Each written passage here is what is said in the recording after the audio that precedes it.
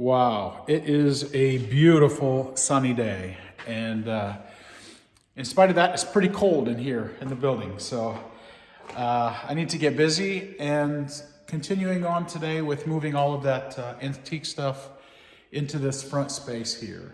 And what I'm doing, if you watched the last video, you'll know this. I'm moving all of the industrial antique type stuff that I have into this space so that that really long bay will be cleaned out completely and available so that I can move all of this stuff. That's trash. All of this stuff down to that main bay down there so that I can have an auction or a sale or whatever. Get rid of it. Get it out of my hair. So what you're seeing here is just a small portion.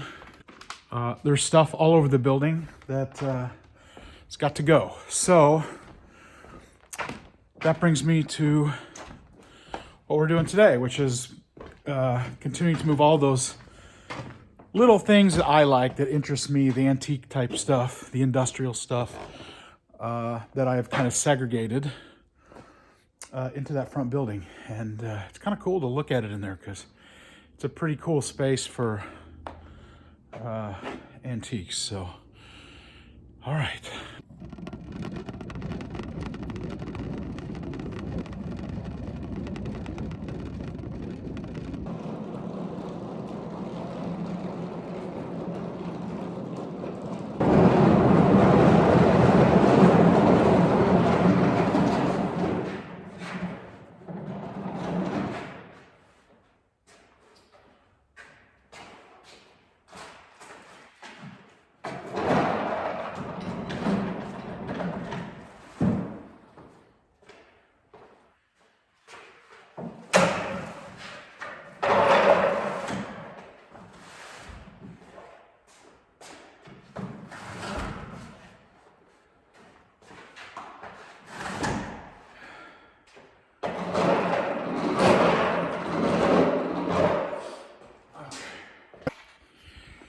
You know what, I think if I got super creative and I searched around the building for really old materials, I think that I could, I've got some really old tin and stuff, and I think I could probably make a really cool challenge to myself to see if I could create the missing drawers in a way that's made with authentic old stuff, but also looks seamless with the rest of this. So I don't mean, just making new drawers for it, but source really old stuff because there's a whole bunch of it all around the building. I've got a fire door that was basically rotten outside and it's all crumpled up on the ground. But the tin cladding on that fire door, so you can see how they're encased in like this tin to prevent fire from spreading. The one I have outside is much darker, and these folded over little label holders I could make out of that metal. The trick would be to find some dark, thin material. Yeah, so maybe I'll try to do that for a future video. It's been a while since I did a project. So, yeah. Someday when the building is in good condition, I'll be able to dedicate time to really fun projects like that. So I'm really looking forward to that day.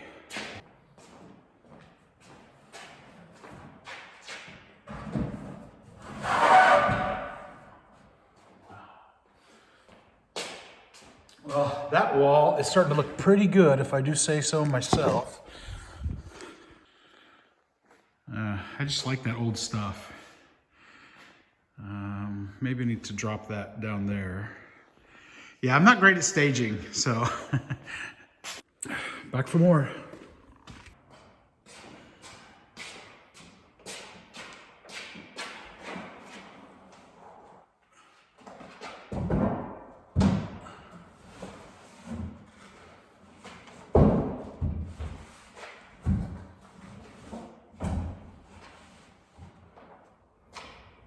All right. So what I'm about to say is going to be very controversial for this channel. But if you stick with me, you'll see, you might agree with me by the end of this. So these are some really thick, I don't know, platforms. They're covered with like a masonite material, and they're double-sided, and I think they were used as a chalkboard. But there have been some people who were very vehement about the fact that this is a ping pong table. And I don't think it was, and I'll tell you why. So first of all, it says Crane on here. The crazy thing is that Crane also made ping pong tables, but it mostly made plumbing and stuff like that. So there's the font and the name Crane. And in this building used to be a plumbing and heating store. So next thing, it's got this baseboard on it here, which, and it has, I mean, I guess that could be the connector between the two pieces. There's baseboard on that side of that one as well, but they're not the same thickness. This one is much wider. I think it was made so that it could, you know, rotate here and be on a horizontal position with rounded upper corners. And I think it was a chalkboard. The other thing is, it could have been merchandise display because there are these holes drilled for like hooks or something to hang merchandise on. Yeah. So I'm thinking this was a retail store display of some kind. It's double-sided. A ping pong table wouldn't be double-sided. It is not matching in width. It has a plumbing company name on it. It's got holes drilled in it. And yeah, so my vote, please don't hate me, is retail display. And I know there are some people that are 100% convinced it's a ping pong table, but how is it that a ping pong table isn't one width across both sides of the table? So anyway, one of the many mysteries of this building. Okay, so it's starting to fill out in here a little bit. And I just wanted to kind of give you a sense of where I'm at for today. I don't want to get real granular and do like a, you know, a real close-up walkthrough because, first of all, I've showed some of this stuff in the past, but also I'd like to make maybe just one complete video just dedicated to that because I've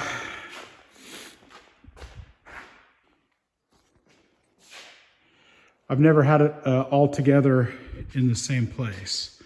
So yeah, I think I'll just make a dedicated video about that. And now I've got something else, another project that I want to jump to real quick to kind of bring you up to speed. So I jump around and people are like, hey, whatever happened with that project or whatever. And so I want to continue to keep mixing it up. And yeah, so you remember this room?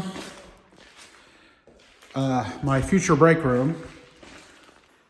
A little bit of water on the floor because there's no glass in any of those windows, and the rain lately has been extremely windy. So, yeah, so I've got this idea.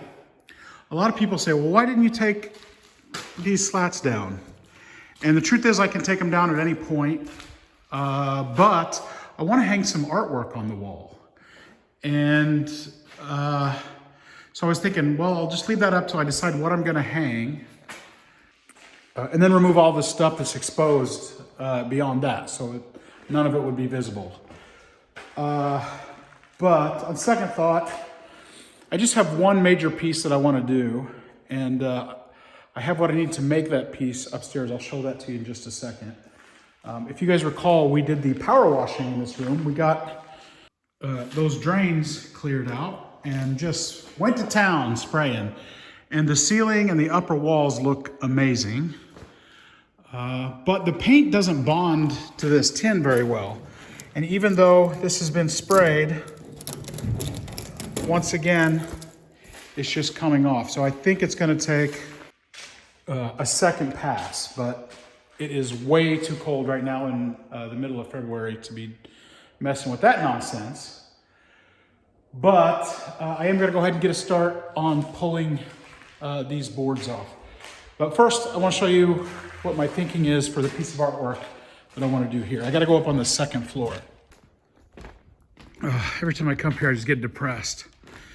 The only good thing is that once I pull those toilets out, pull a couple of the things that are worth saving out, the rest of it pretty much is garbage. And garbage is the one thing that goes pretty quick getting out of here. So, because you don't have to mess with it, you just scoop it up and throw it out.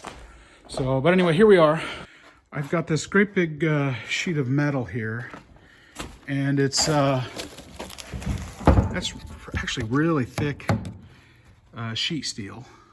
It's boogered up in a couple places, but I can patch that in, and it's really long. It looks like it's about 9 feet long or so.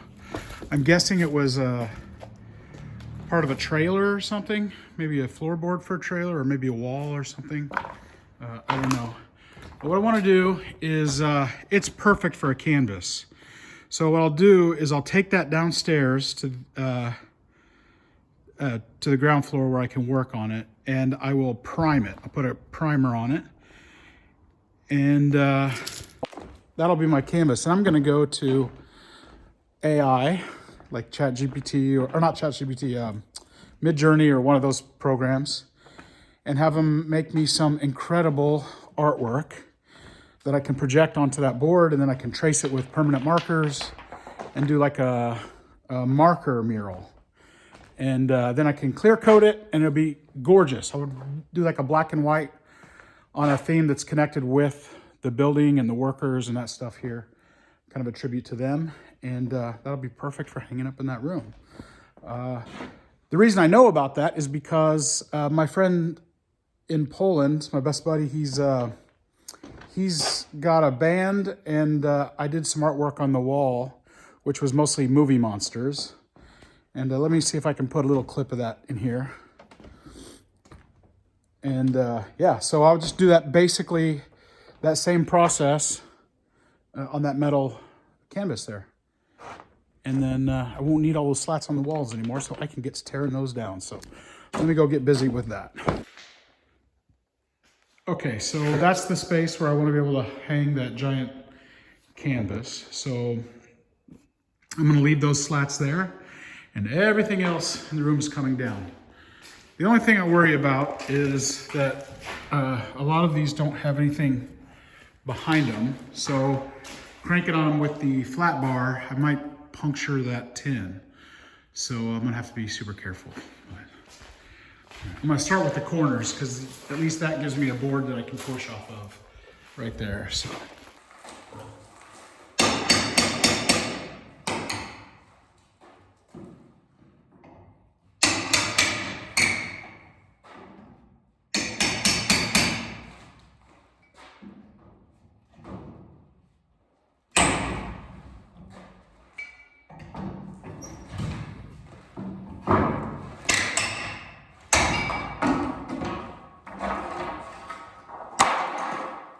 All right, one down, 52 more to go.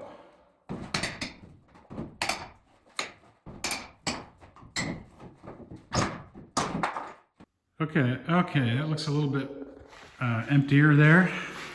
So what I'm finding is that if I am careless and I, stick the claw hammer or the flat bar behind there, and I push off of the metal in order to leverage this off, it can definitely puncture the tin, which I haven't done yet.